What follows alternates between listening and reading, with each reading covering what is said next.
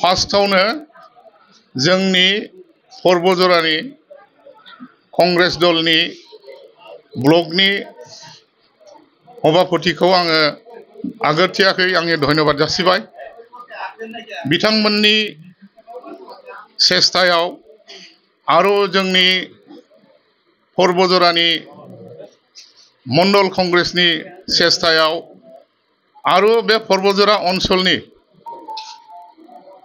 Minority भाई फंबायफोर दं, जोंनि बर' मानसिफोर दङ, राभा बिथांमोन दङ, गार'फोर दङ, आदिबासी दङ, बिदिनो नानानथा रोखोम माने जनगोष्ठीनि आसा खालामनाय बादि आङो दिनै बिसिनि सेस्थायाव बिसिनि नाजानायाव आरो जोंनि अबजारभार सार बिथांमोनहा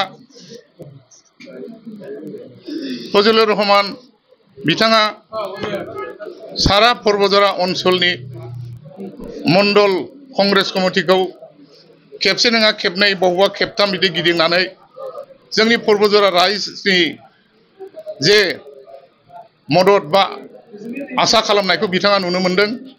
आरो बेजों लोगोसे जोंनि वाजिद आली चौधरी सारा जे बेबो जालाबिलायाव खेबसे आरो रुपसियाव खेबसे आरो दिबितलाव खेबसे मिटिं खालामनायनि उनाव जोंनि पर्बजरा रायजोआ जे जोंनो कंग्रेस हिसाबै माने केन्डिडेटखौ सोरनो होयोबा मोजां जागोन बेखौ बिथांमोनहा निस्सय बिजिरनानै नायदों।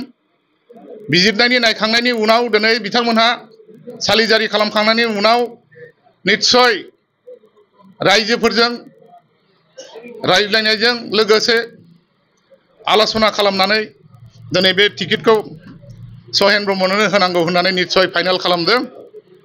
ओंखायनो आङो दिनै रायजोनि सहजुगाव रायजोफोरनि साननायजों आरो जोंनि बे अबजारभार सानै बिथांमोननि सहायजों दिनै आं बे कंग्रेसनि टिकेटखौ मोननो सक्षम खालामदों। आरो बेहाय आङो धन्यबाद जासिदों आसाम प्रदेश कंग्रेस कमिटिनि प्रेसिडेन्ट बिथांखौ गौरब गगৈ सारखौ निस्सय आंनि सायाव भरोसा लाखिनानै आंनो टिकेटखौ बेयो गथायदों। बिनि सन्मानखौ आङो निस्सय लाखिनो सेस्था खालामगोन आरो कंग्रेस दलनिफ्राय देरहानानै आंनि बे बिजाथि महरै आङो जे देरहानानै थांनानै आं जे कंग्रेस बेखौ बे बिथांनो गथायना होगोन। बे बिथाङा जेखौ थोनगोन बे हाबाफारिखौनो आङो बे बिथांमोननिफ्राय गनायनानै लानानै आं खामानि मावगोन। आङो बेखौनो आसा खालामदों जे जोंनि समाजाबो जे बे ओनसोलनि जोंनि गासिबो रायजोफ्रा जिखुनु जाथियानो थाया मानो बे जों ज' थानानै 20 बोसोरनि उनाव दिनै कंग्रेसआ आगान सुरदों पर्बजरायाव दिनै बे भाग्यखौबो आं मोनदों।